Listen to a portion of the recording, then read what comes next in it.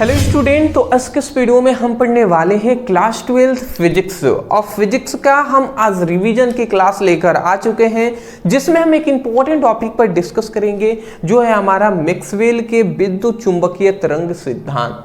तो मैक्सवेल का विद्युत चुंबकीय तरंग सिद्धांत क्या होता है, पूरी तरीके से डिटेल में एक्सप्लेन करने वाले हैं। मैं आपको स्पष्ट रूप से बता दूं, यह आपका टॉपिक 5 अंक में पूछा जाता है और कंसिस्टेंट बोर्ड एग्जाम में ये पूछा गया है। अभी हम आपको कराएंगे तो पता भी चल जाएगा किस किस वर्ष में ये पूछे गए हैं। तो चलिए स्टार्ट करते हैं और ये जो 5 नंबर वाला इंपॉर्टेंट टॉपिक है इसको भी कवर कर लेते हैं, ठीक है ना। चलिए, हमारा चौथा इंपॉर्टेंट क्वेश्चन जो है मैक्सवेल के विद्युत चुंबकीय तरंग सिद्धांत को लिखिए। आप देख सकते हैं 14, 15, 16, 17, 18, 19, 20, 21, 22, 23, 25, मतलब कंसिस्टेंट जी, कंसिस्टेंट से पूछा गया है। आप सोच सकते हैं ये लगातार पूछा जा रहा है।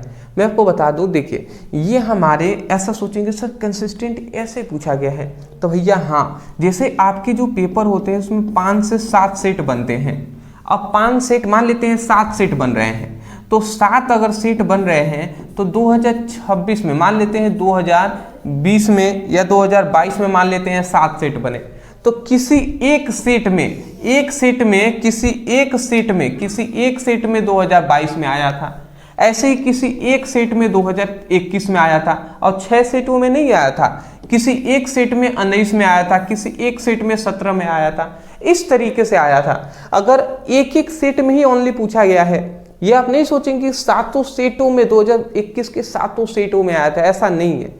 तो ये बात आपको याद रखनी पड़ेगी। बट ऐसे अगर क्वेश्चन अगर कंसिस्टेंट एक ही सेट में भी पूछा गया है ना, तो मैं कह सकता हूँ very very very important topic है जी, इसको जरूर तैयार करेंगे। मैं आपको समझा रहा हूँ कि देखिए आप परेशान नहीं होंगे, ऐसा नहीं सोचेंगे सर ऐसा कैसा हो सकता है, भैया ऐसे पूछा जाता है, ठीक है ना।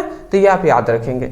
अगला हमारा आता है, देख लीजिए, मैक्सवेल के विद्युत चुंबकीय तरंग सिद्धांत। तो यहाँ पे हमने लिख दिया है सबसे पहले मैक्सवेल के विद्युत चुंबकीय तरंग सिद्धांत क्या होता है, तो इसको भी हम समझ सकते हैं। देखिए, एक नामक वैज्ञानिक थे जिनका नाम था मैक्सवेल।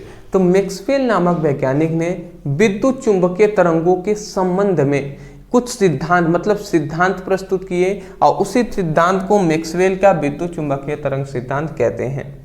मैं आपको समझाना भी चाहूंगा, यहाँ पे हम क्या बताए हैं कि मैक्सवेल नामक एक वैज्ञानिक थे, जिन्होंने क्या किया है, जिन्होंने विद्युत चुंबकीय तरंगों के संबंध में, विद्युत चुंबकीय तरंगों के संबंध में एक क्या किया है, एक सिद्धांत प्रस्तुत किया है, और उसी सिद्धांत को हम क्या कहते हैं, मैक्सवेल के विद्युत चुंबकीय तरंग सिद्धांत कहते हैं। समझ रहे हैं ना। तो मैक्सवेल नामक वैज्ञानिक ने विद्युत चुंबकीय तरंगों के संबंध में हमें एक सिद्धांत प्रस्तुत किया है, और उस सिद्धांत का ही नाम है मैक्सवेल का विद्युत चुंबकीय तरंग सिद्धांत। वही बात लिखा गया है कि मैक्सवेल नामक वैज्ञानिक ने विद्युत चुंबकीय तरंगों के संबंध में एक सिद्धांत प्रस्तुत किया है, या एक सिद्धांत दिया है, जिसे मैक्सवेल के विद्युत चुंबकीय तरंग सिद्धांत के नाम से जानते हैं। ठीक है ना, नॉर्मल सी बात है, आप समझ गए होंगे। अब इस सिद्धांत के अनुसार हमें क्या बातें बताई गई, ये भी आप समझ लीजिए। तो इस सिद्धांत के अनुसार सबसे पहली हमें बातें बताई गई वो है कि जब कोई आवेशित कण त्वरित गति करता है, मतलब जब कोई भी आवेशित कण त्वरित गति करता है, तो ऊर्जा तरंगों के रूप में क्या होती है, उत्सर्जित होती है। तो उन तरंगों को विद्युत चुंबकीय तरंगे कहते हैं। देखिए, ये दूसरा विद्युत चुंबकीय तरंग का ही दूसरे तरह से हमने डेफिनेशन यहाँ पे किया हुआ है। ऐसा नहीं है कि ये डेफिनेशन सही नहीं है, 100% सही है। और इससे पहले भी जो हमने डेफिनेशन दिया है कि जब विद्युत तरंगे और चुंबकीय तरंगे परस्पर एक दूसरे के लंबवत ज्यावक्रीय दिशा में मिलती हैं, तो उसे विद्युत चुंबकीय तरंगे कहते हैं। वो भी हमारा इंपॉर्टेंट है जी, वो भी वही परिभाषा है।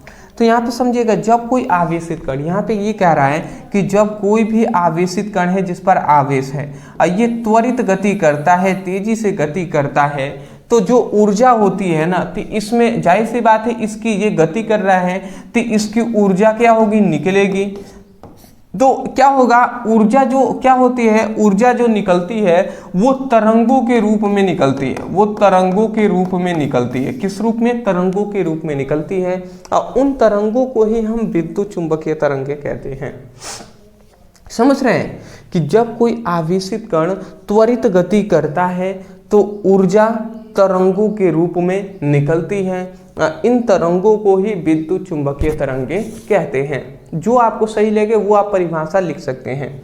तो वही लिखा गया है, जब कोई आवेशित कण त्वरित गति करता है, तेजी से गति करता है, तो ऊर्जा तरंगों के रूप में उत्सर्जित होती है, निकलती है। और उन तरंगों को ही विद्युत चुंबकीय तरंगे कहते हैं। अगला दूसरा हमारा यहाँ पे ये आता है कि इन तरंगों के संचरण के लिए किसी माध्यम की आवश्यकता नहीं होती है। मतलब इन तरंगों के संचरण या संरक्षण लिखा गया है क्या?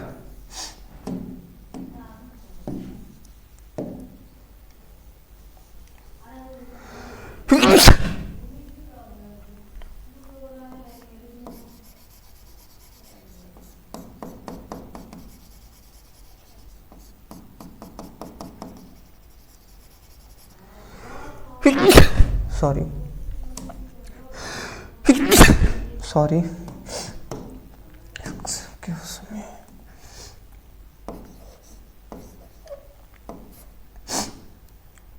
ठीक है।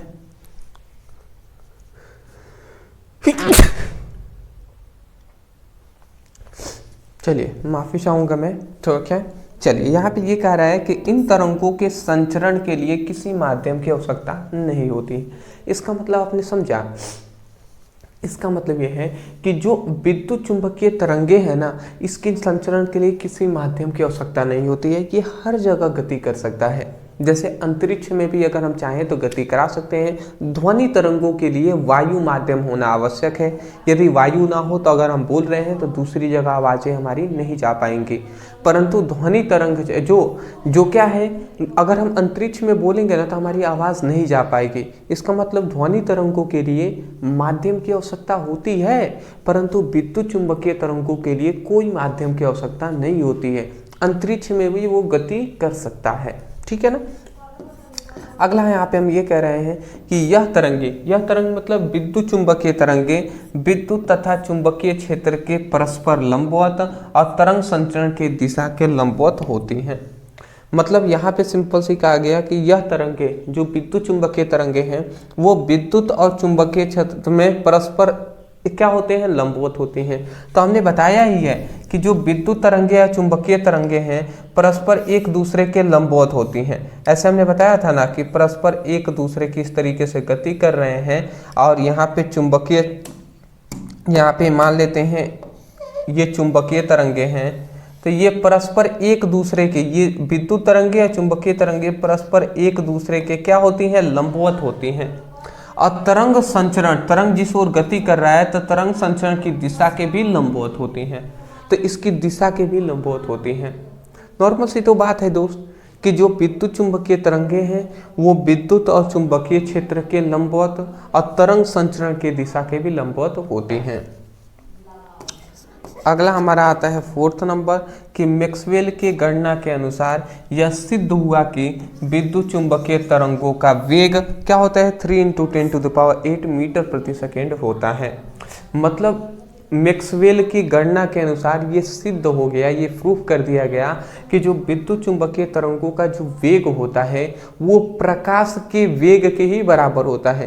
क्योंकि प्रकाश का वेग भी तो इतना होता है ना, 3 × 10⁸ मीटर प्रति सेकेंड, इतना ही होता है। तो विद्युत चुंबकीय तरंगों की जो वेग है वो प्रकाश के वेग के बराबर होता है, ये सिद्ध हो गया। ठीक है, तो यहाँ पे लिख भी सकते हैं कि विद्युत चुंबकीय तरंगों का वेग, यहाँ पे लिख सकते हैं कि विद्युत चुंबकीय तरंगों का वेग जो होता है वो क्या होता है, प्रकाश के वेग के बराबर होता है। प्रकाश के वेग के क्या होता है, बराबर होता है। ये बातें यहाँ पे प्रूफ हो चुका है, ठीक है ना, ये आप याद रखेंगे। अगला हमारा आता है 5th नंबर कि इसके निष्कर्ष पर मैक्सवेल ने बताया कि प्रकाश विद्युत चुंबकीय तरंगों के रूप में गति करता है। मतलब इसके निष्कर्ष पर, गति जब इतनी स्पीड, इसका वेग है, तो इससे इसके निष्कर्ष पर मैक्सवेल ने यह भी बता दिया कि प्रकाश जो है ना वो विद्युत चुंबकीय तरंगों के रूप में गति करता है। मतलब अभी तक हम क्या जानते थे, अभी तक हम ये जानते थे कि प्रकाश जो होता है वो एक सीधी रेखा में गति करता है, ये हम जानते हैं क्योंकि हमने प्रकाश के गुण में पढ़ा है कि प्रकाश सरल रेखा में गति करता है। परंतु मैक्सवेल ने हमें यह बता दिया कि प्रकाश जो है ना वो विद्युत चुंबकीय तरंगों के रूप में, विद्युत चुंबकीय तरंगों के रूप में ही गति करता है। ये मैक्सवेल ने हमें बताया। बट अगर आप हमसे पूछे कि क्या आंसर दोनों में से क्या सही है, तो ये आप याद रखिएगा, प्रकाश जो है ना वो सरल रेखा में भी गति करता है और प्रकाश तरंगों के रूप में भी गति करता है। दोनों ही करेक्ट है, ठीक है ना, याद रखेंगे। पहले स्क्रीनशॉट ले लीजिए।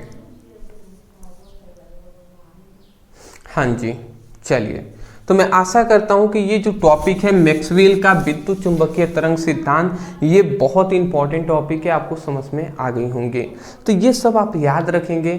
अदरवाइज मैं अभी आपसे कह रहा हूँ, वीडियो पसंद आ रहे हैं ना, अगर आपको पसंद आ रहे हैं तब जाकर मैं कहूँगा कि चैनल पे नए होंगे, सपोर्ट करने के लिए चैनल को सब्सक्राइब ज़रूर कीजिएगा, क्योंकि हम आपके लिए मेहनत कर रहे हैं। आप थोड़ा सा सपोर्ट कर देंगे ना दोस्त, बहुत है जी, बहुत है, उतना आप कर देते हैं, बहुत है। वीडियो पसंद आया तो लाइक भी कर दीजिए और कमेंट सेक्शन में ओनली आपको कुछ नहीं करना है, ओनली आपको एक क्या देना है, एक दिल वाली इमोजी भेज देंगे, उतने से मैं समझ जाऊँगा कि आपको वीडियो पसंद आ रही है।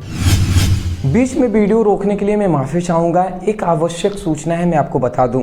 देखिए, मैं आपको बताना चाहूँगा कि आपकी क्लास 12th की जितने भी स्टूडेंट हैं उनको मैं बता दूँ कि पूरी आपकी फिजिक्स की और पूरी आपकी केमिस्ट्री का हम आपके लिए नोट्स प्रोवाइड कर रहे हैं, PDF नोट्स सिंपल लैंग्वेज में, और सब आपको इम्पोर्टेंट, आपको सब दिया जा रहा है। जैसे फिजिक्स में आपको पता होगा कि आपके 14 चैप्टर हैं, केमिस्ट्री में आपको पता होगा 10 चैप्टर है, पूरी आपकी 24 चैप्टर हैं।